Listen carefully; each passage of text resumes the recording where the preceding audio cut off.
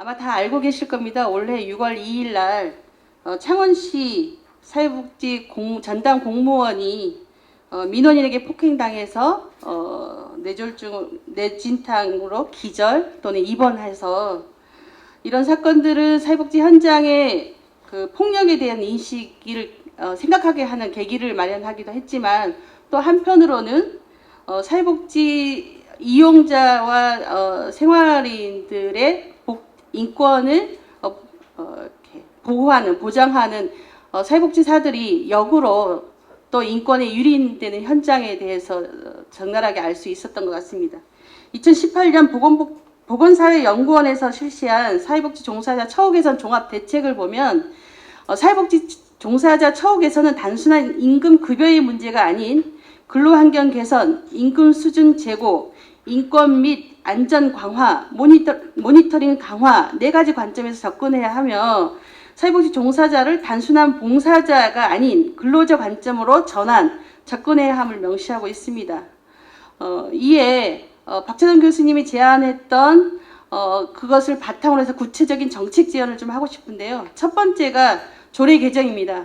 물론 조례 개정에 대한 필요성은 다 아시겠지만 다른 지역의 사례를 보시면 경상남도 같은 경우 2019년 조례 개정을 하면서 사회복지사 지원센터 설치 운영 등의 조항을 신설을 해서 사회복지 종사자의 지원을 위한 적극적인 의지를 보여주고 있으며 서울특별시 역시 아까 발표에 의하면 안전과 인권에 관한 사항을 구체적으로 명시하고 있습니다. 이에 안전, 인권, 지원 체계 등을 구체적으로 명시할 뿐만 아니라 오늘 제안되는 정책들이 실행될 수 있는 법률 기반 조성을 위해서 조례 개정을 제안합니다.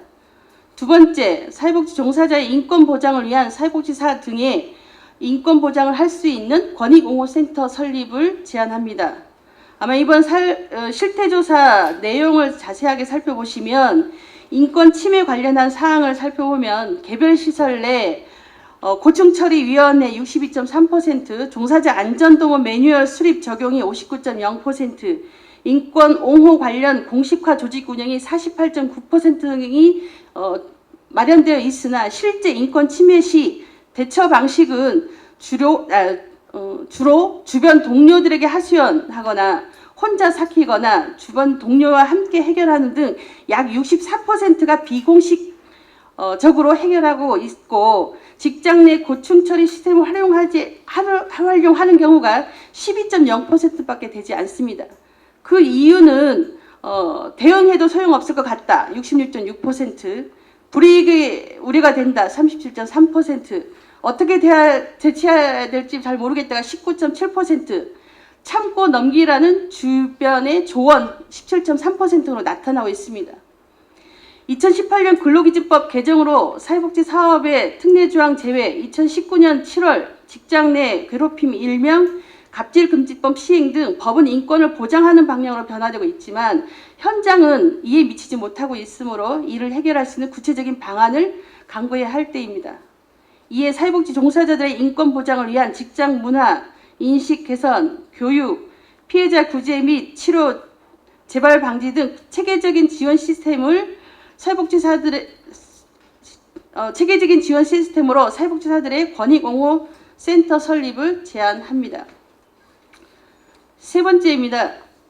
행정 중심으로 사회복지 서비스 이용 표준안, 표준 근로계약서 및 취업규칙안, 인권보호 매뉴얼 마련을 시행을 제안합니다. 2012년 사회복지사업법 개정을 통해 복지 서비스 제공 시 인권이 충분히 존중될 수 있도록 인권 교육이 강화되고 있습니다. 동법이 2017년 개정, 인권 보호와 차별이 되지 않도록 하며 인권 침해 시 처분과 공표하는 등의 조치가 강화되고 있습니다.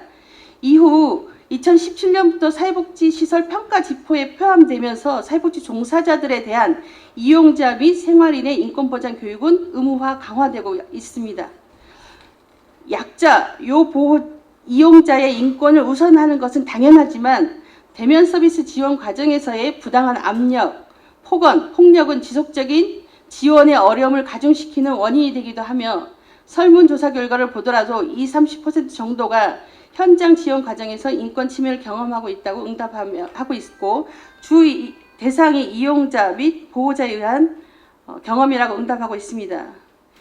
이에 사회복지시설 이용을 위한 통합사회복지 서비스 이용 표준안을 시행을 통해 사회복지 종사자에 대한 인권 보장을 할 수 있는 항목을 시행하고 그 과정에서 자연스럽게 인식 변화를 꾀할 수 있으며 연 1회 고객 이용자 대상으로 이용 교육 및 종사자 인권 이수에 관한 교육이 필요합니다.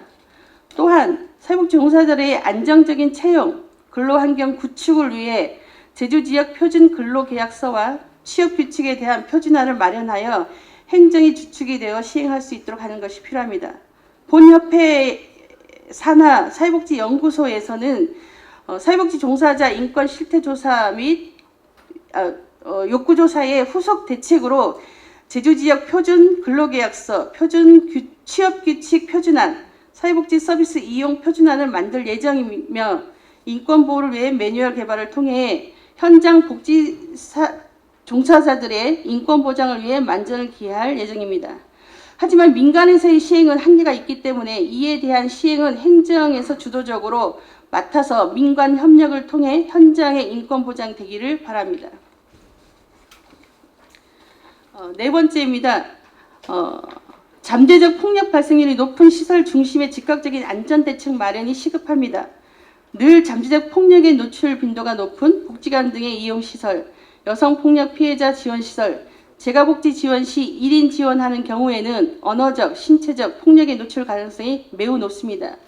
이에 경찰과 비상호출 시스템 마련, CCTV 설치, 위급 시 출동 가능한 호출기 등 직간접적으로 안전을 보장할 수 있는 대책이 필요하며 감정 노동자의 보호를 위해 실시하고 있는 전화 멘트 적용 등이 절실합니다.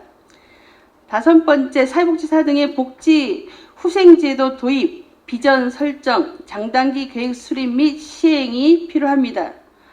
사회복지 종사자들을 위한 복지 후생 제도로는 근무연수별 복지포인트 제도, 휴식권 보장의 사회복지 대체인력 지원, 유급병가, 안식월 등을 포함한 휴가제도 강화, 소진 예방을 위한 연수 및 힐링 프로그램뿐만 아니라 처우 개선비, 위험수당, 교통비 지원 등이 대표적으로 할 수 있습니다.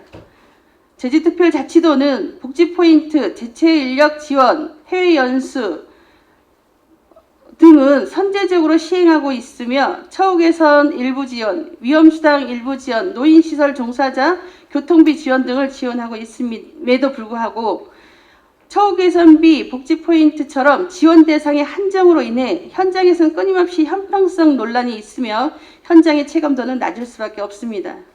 이에 종합적인 복지 후생제도 도입과 일가정 양립 또는 서울시 같은 일휴식 양립 등의 비전을 제시할 뿐만 아니라 이를 모두 담은 장단기 계획 수립 강화하는 것이 필요하며 이에 대한 적용 범위는 직능, 예산 지원 원천 등에 따라 차이를 두지 않고 제주도민 복지를 실천하고 있는 도내 사회복지 시설로 확대하는 것이 필요합니다. 네, 회장님 1분 남았습니다.